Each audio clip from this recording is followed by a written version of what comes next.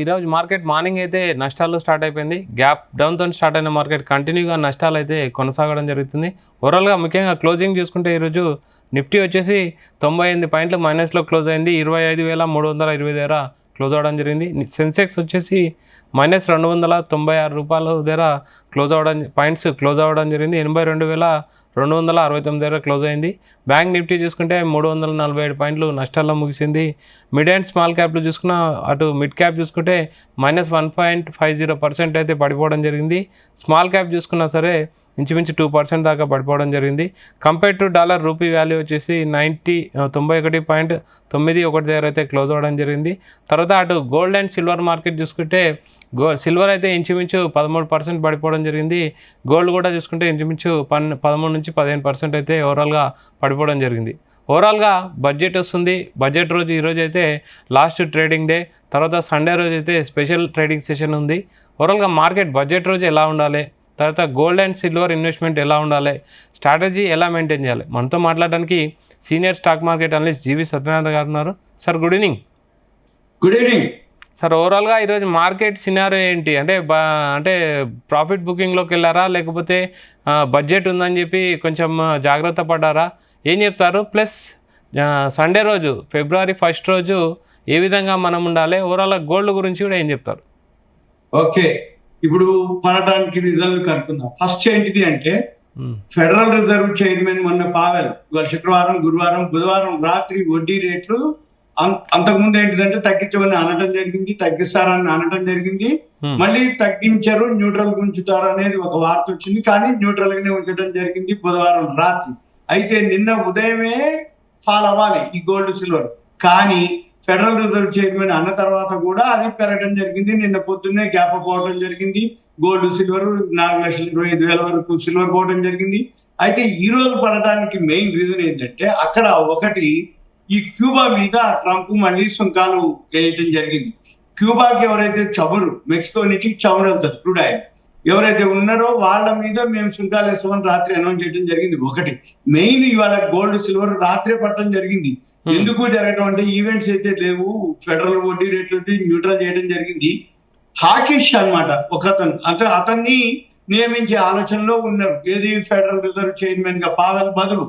అక్కడ ఈ హాకిష్ వస్తున్నాడు అనగానే ఆటోమేటిక్ ఏమైతుందంటే డాలర్ స్ట్రాంగ్ అవుతుంది. ఆ ఉద్దేశంతో ఈ gold silver all time hike రావడం జరిగింది. అక్కడ ప్రాఫిట్ బుకింగ్ జరగడం జరిగింది. ఇది మెయిన్ రీజన్ అనమాట. ఇది ఈ రోజు గోల్డ్ సిల్వర్ గ్యాప్ డౌన్ తోటి ఫాల్ అవడానికి రాత్రి అమెరికా మార్కెట్లలోనే ఫాల్ అవడం జరిగింది. రాత్రి ఒక టైంలో గోల్డ్ $490 లోకి హైకి వొలటాలిటీ రావడం జరిగింది. కాకపోతే మన మార్కెట్ 11:50 క్లోజ్ అయిపోయింది. అమెరికా మార్కెట్ తెల్లవారుజామున అంటే 2:30కి క్లోజ్ అవుతుంది, మళ్ళీ 4:30కి ఓపెన్ అయిపోతుంది. అంటే ఇంటర్నేషనల్ మార్కెట్లో ఏవైతే 2:30కి క్లోజ్ అయ్యి 4:30కి ఓపెన్ అయిందో పొద్దున్నే 9 లోపల ఇంకా పడుతూనే వచ్చింది ఫాల్. ఆ ఫాల్ ఏమైంది, కంటిన్యూగా గ్యాప్ డౌన్ తో స్టార్ట్ అయింది. అది ఇప్పుడు మన MCX ఎక్స్చేంజ్ లో సిల్వర్ విషయానికి వస్తే 15%, అంటే డైలీ ఏం జరుగుతుందంటే అప్పర్ సర్క్యూట్, లోయర్ సర్క్యూట్ అని రెండు ఉంటుంది. అప్పర్ సర్క్యూట్ అంటే పెరుగుతూ ఉన్నప్పుడు 3%, 6%, 9%, పడేటప్పుడు కూడా 3%, 6%, 9%, 15% వరకు కూడా రావడం జరిగింది. ప్రతి 3%కి అంటే ఇప్పుడు పడటం మొదలైంది. ఫస్ట్ 3%, అక్కడ ఏమైతుంది 15 నిమిషాలు బ్రేక్ వస్తుంది, పనిచేయదు సిస్టమ్. మళ్ళీ 6% పడ్డది, అక్కడ పనిచేయదు, డైరెక్ట్ 9% పడిపోయింది, అక్కడ 15 నిమిషాలు, మళ్ళీ 12%, 15% కూడా అయింది. ఇంకొక 3% కనుక పడిపోతే అసలు ఇంకా ఈ రోజు ట్రేడింగ్ లేదు, అది లోయర్ సర్క్యూట్కి వెళ్ళిపోయినట్టు. అంటే 18% పడ్డ తర్వాత మళ్ళీ మనకి సిల్వర్ ఎప్పుడు జరగాలి తెలుసా? ఈ రోజు అయిపోయింది. శుక్రవారం, శనివారం, ఆదివారం సెలవు, సోమవారం ఉదయం ఆదివారం ఉంది, మళ్ళీ ఆదివారం మన మార్కెట్ ఉన్నాయి. మన ఈ గోల్డ్ సిల్వర్ లేవు. ఓకే, మన మార్కెట్లు ఉన్నాయి. మన మార్కెట్లో అది చెప్తా. ఇప్పుడు ఇంతవరకు జరిగిన తర్వాత ఈ ఇంటర్నేషనల్ మార్కెట్ ఒకవేళ మీరు అన్నట్టు ఈ గోల్డ్ సిల్వర్ మన ఈక్విటీ మార్కెట్ బడ్జెట్ కోసం పెట్టడం జరిగింది తప్ప వేరే విధంగా ఎప్పుడు కూడా ఉండదు శని ఆదివారాల్లో. కాకపోతే బడ్జెట్ ఆదివారం వచ్చింది కాబట్టి మన మార్కెట్లు కూడా ఏం జరుగుతుంది, ఈ ప్యానిక్ టెంప్ట్ కాకుండా తెల్లారి గ్యాప్ అప్ గ్యాప్ డౌన్ కాకుండా ఉండటం కోసం అని చెప్పేసి జనరల్ గా బడ్జెట్ రోజు లైవ్ ఏదైతే ఉందో సేమ్ టైమింగ్స్, మన మామూలు టైమింగ్సే. మళ్ళీ బడ్జెట్ వచ్చి 11 o'clock ఉంటుంది, బడ్జెట్ వచ్చి మామూలుగానే అంటే ఎప్పుడు జరిగే మాదిరే ఉంటుంది, కాకపోతే హాలిడే రోజు ఆదివారం రోజు జరుగుతుంది. ఎక్కడైతే ఇప్పుడు ఈ హాకీష్ ఎవరైతే ఈ ఫెడరల్ అంటే మన గోల్డ్ సిల్వర్ విషయంలోకి వస్తే ఈ హాకీష్ ఎప్పుడైతే వస్తుందని చెప్పడం జరిగిందో దాంతో డాలర్ స్ట్రాంగ్ అయిపోతుంది, వడ్డీ రేట్లు తగ్గిస్తాడని అంతకుముందు నుంచే ట్రంప్ సూచనలు ఇవ్వడం జరిగింది. కానీ పావెల్ వినలే వడ్డీ రేట్లు తగ్గించడానికి. ఈ మొన్న అంతకుముందు తగ్గిస్తారు, ఒకసారి అనటం, తర్వాత అతన్ని తీసేస్తా అనటం, మళ్ళీ తర్వాత ఇక ఆయన పదవి కాలమే గడిచిపోతుంది కాబట్టి నేనేం తీసేయను అనటం, ఇంకా ఇవన్నీ జరిగిన తర్వాత అక్కడ ఒక్కసారిగా ఈ గోల్డ్ సిల్వర్ ప్రాఫిట్ బుకింగ్ జరగడం జరిగింది ఒక వర్షన్. నెంబర్ 2 ఎక్స్పైరీ డేట్ రావడం జరిగింది. ఈ ఎక్స్పైరీ డేట్ లో ఏదైతే ఉంటుందో స్క్వేర్ ఆఫ్ అయిపోవాలి. ఈ ఎక్స్పైరీ డేట్ కి స్క్వేర్ ఆఫ్ అయిపోవటం ఒక పద్ధతి, స్క్వేర్ ఆఫ్ చేయకపోతే డెలివరీ తీసుకోవాలి, ఫుల్ అమౌంట్ పే చేయడం ఒక పద్ధతి. చికాగో మర్కెంటైల్ ఎక్స్చేంజ్ లో గోల్డ్ సిల్వర్ వీటి మీద కాపర్ మీద మార్జిన్స్ పెంచడం ఒక పద్ధతి. అంటే ధర ఎప్పుడైతే బాగా పెరుగుతుందో ఒక్క నెలలోనే అంటే డిసెంబర్ లో 4,000 ఉన్నటువంటి గోల్డ్ 5,625 నిన్న ఆల్ టైమ్ హై పోవడం జరిగింది. $1,600 పెరిగింది. అంటే ఇన్నేళ్లలో $4,000 ఉంటే ఒక నెలలోనే $1,600 అంటే $50,000 సుమారు గోల్డ్ ఒక నెలలోనే పెరగడం జరిగింది. అంటే అక్కడ ఏం జరిగింది, నమ్మకం లేకుండా తెల్లారగానే పెరుగుతుంది, ఇది ఇంకా ఏం పెరుగుతుందిలే అని షార్ట్ కొట్టిన వాళ్ళు షార్ట్ సెల్లింగ్ అంటాం. షార్ట్ సెల్లింగ్ విపరీతంగా జరిగింది. ఆ షార్ట్ సెల్లింగ్ జరిగిన వాళ్ళు ఏ రోజుకి ఆ రోజు పొద్దున్నే 9ంటికే క్లోజ్ చేసేసింది సిస్టమే. అంటే నీ మార్జిన్ ఎప్పుడైతే అంటే పెరగడం జరుగుతుందో మార్జిన్ షార్ట్ ఫాల్ వస్తుంది అన్నట్టు. షార్ట్ సెల్లింగ్ చేస్తే తగ్గితే లాభం, షార్ట్ సెల్లింగ్ చేసిన తర్వాత పెరిగితే వాళ్ళకి మార్జిన్ షార్ట్ ఫాల్ వస్తుంది. పొద్దున్నే 9ంటికే సిస్టమ్ క్లోజ్ చేస్తుంది. అదొక పద్ధతి. ఎప్పటి వరకు నిన్నటి వరకు జరిగింది. ఇక నిన్నటి నుంచి ఏంటిది, అంతకుముందు ఎవరైతే కొనుక్కొని ఉన్నారో వాళ్ళ మార్జిన్లు పెంచడం. మెయిన్ చాలా మంది సిల్వర్ కానీ గోల్డ్ కానీ కొన్న వాళ్ళ పరిస్థితి ఏంటంటే ఆల్రెడీ మేము ప్రాఫిట్లో ఉన్నాము, ప్రజెంట్ ఈరోజు 15% మైనస్ అయిపోయింది, ప్రజెంట్ దాన్ని ఆ ప్రాఫిట్ని ఉంచాలా లేకపోతే ఎగ్జిట్ అవ్వాలా, కంటిన్యూగా మళ్ళీ పెరుగుతుందా, అంటే ఓవరాల్గా లాంగ్ టర్మ్లో ఉంచుకోవాలా, ఏం చెప్తారు అలాంటి వాళ్ళు? ఇప్పుడు మనం చెప్పబోయేది అదే. ఇప్పుడు ఎప్పుడైతే కొనుక్కొని ఉన్న వాళ్ళు ప్రాఫిట్ బుకింగ్ కనుక ఎవరు చేయరు, ఎందుకంటే తెల్లారితే 15,000, 20,000, 25,000 పెరుగుతుంటే ఎందుకులే అని అనుకుంటాం. మనం కొన్నదానికంటే చాలా ఎక్కువ ఉంది కదా అనుకుంటాం. కాదు, మార్జిన్ షార్ట్ ఫాల్ ఇప్పుడు ఒకసారి 15% వస్తే మళ్ళీ మార్జిన్ షార్ట్ ఫాల్ వస్తుంది వాళ్ళు కొన్నవాళ్ళని కూడా.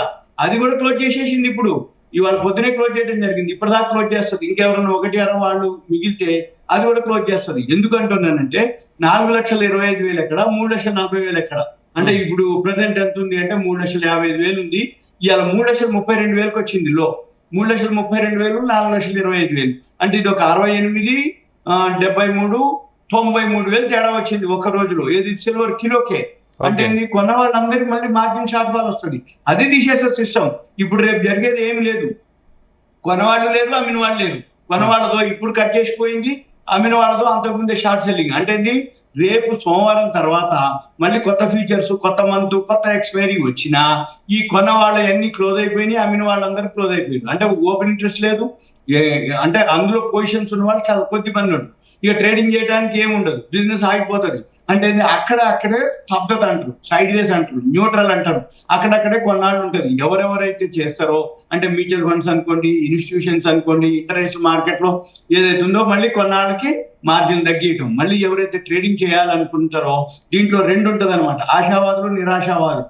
ఆశావాదులు ఎంత తగ్గినా మళ్ళీ అంటే పెరుగుద్దిలే అనుకుంటాడు. అంటే లాస్ లోనే ఉంటాడు. ఇప్పుడు కొన్నాడు, తగ్గింది, మళ్ళీ పెరగకపోతుందా, వచ్చే వారం మళ్ళీ పెరగకపోతుందా అని అట్లా ఆశావాదులు. అంటే ఆయనకి లాస్ వస్తున్నా కానీ. అంటే మీ ఎక్స్పీరియన్స్ ప్రకారం మీరు చెప్పండి సార్, ఇప్పుడు కొన్నామంటారా వద్దంటారా?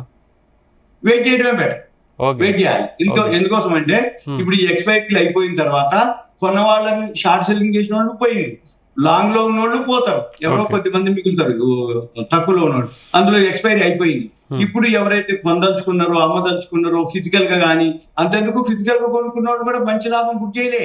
ఎందుకోసం అంటే ఏ రోజుకి ఆ రోజు పెరుగుతూ వచ్చింది కాబట్టి చూద్దాంలే అనేది ఉంటది. ఇక మెయిన్ ఎవరు అంటే ఇప్పుడు పెళ్లిళ్ళు ఉన్నాయి, నెక్స్ట్ వీక్ నుంచి 3 అయిపోతాయి, మాఘమాసం పెళ్లిళ్ళ సీజన్ వస్తుంది. కొనుక్కోవడానికి మిస్ అయిపోయినవే అనుకున్న వాళ్ళందరికీ మంచి అవకాశం, ఎందుకంటే ఎట్లయినా కొనాల్సిందే, తప్పదు కాబట్టి ఇక మంచి అవకాశం వచ్చినట్టే. కాకపోతే వాళ్ళ వరకు కొనుక్కోవచ్చు. ఇక మిగిలిన వాళ్ళు ఇన్వెస్టర్లు కనుక అయితే మాత్రం కొంచెం వెయిట్ చేయడమే బెటర్. ఎందుకంటే ఇవన్నీ కూడా ఇక్కడ ఒక దగ్గర మళ్ళీ మామూలు అవుతుంది.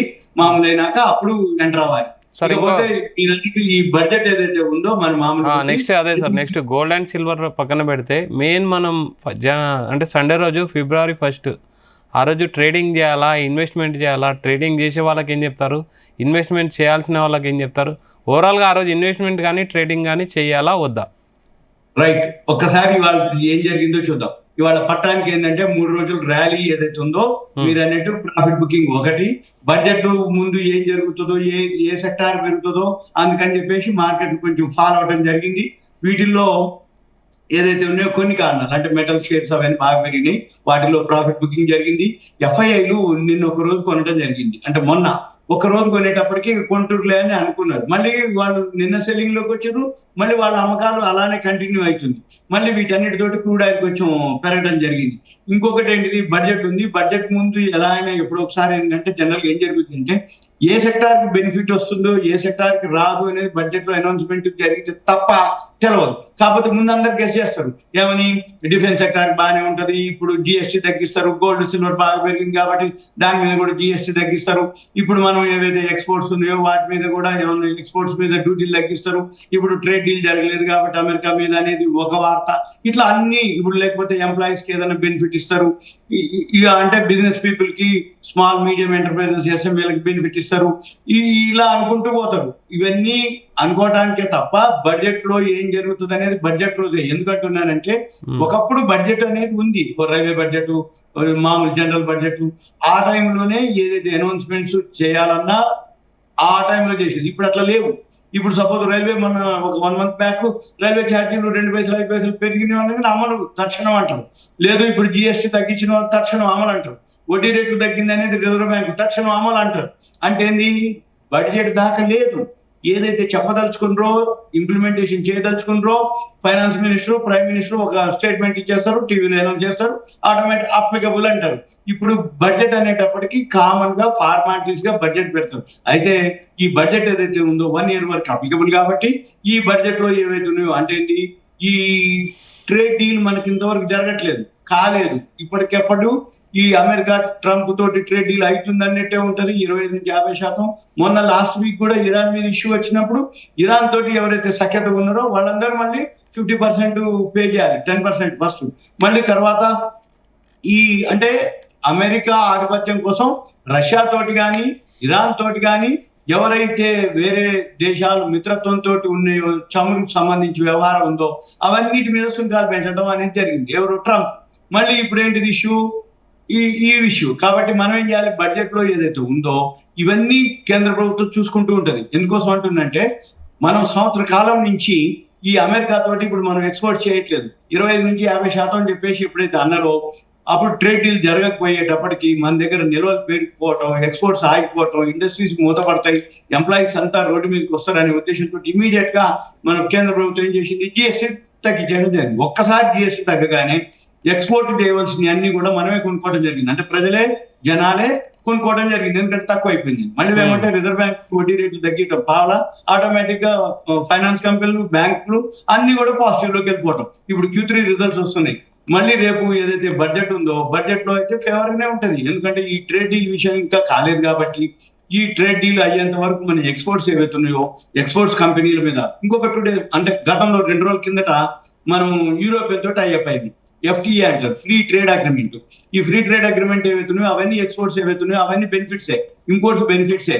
అంటే దీనికి సంబంధించి ఏదైతే యూరోప్ సంబంధించినటువంటి ఉన్నాయో అవన్నీ కూడా రేపు బడ్జెట్ లో ఇంప్లిమెంటేషన్ ఉంటుంది. అయితే ఆ FTA ఏదైతే ఉందో 6 months 1 year టైం ఉంది.